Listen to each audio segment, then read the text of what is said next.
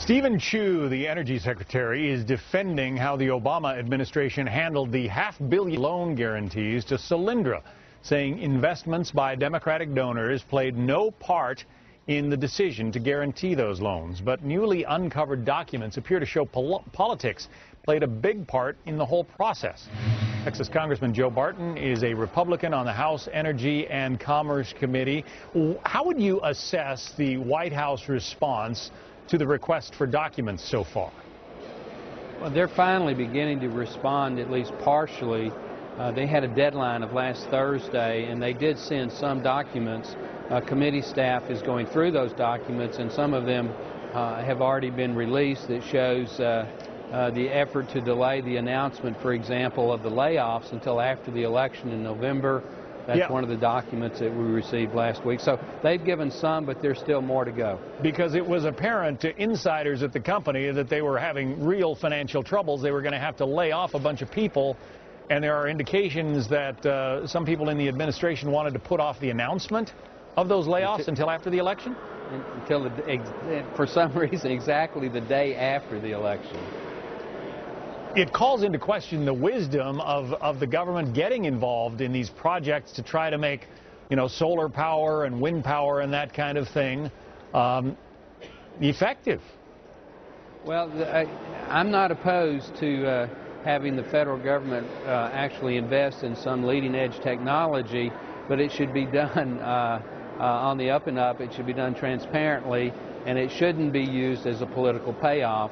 And this is a $500 million fiasco that the fingerprints of Obama political supporters all over, and that, in my opinion, that's wrong. Yeah, there's a billionaire investor who is closely tied to the president, or close to the president, who also figures in here. And he's in and out, and that's Mr. Kaiser. He's in and out of the White House, I think 16 or 17 times. He has been interviewed by committee staff and says that he never directly addressed this issue while he was in the White House, but they're obviously, it's the elephant in the room that nobody acknowledges. Everyone knows that his company is invested, and they go to these elaborate efforts to not talk about it, knowing that he's heavily invested. And again, remember, the Bush administration turned this loan guarantee down. The Obama administration, within 6 weeks, not only approved it, but accelerated it, and was talking about getting the president and the vice president out to make the announcement and do plant visits, which President Obama ultimately did. While we're talking about ethics in government, 60 Minutes had that big report that suggested some members of Congress have effectively profited from insider trading knowledge about legislation that would affect companies. Would you support legislation to prohibit that kind of thing?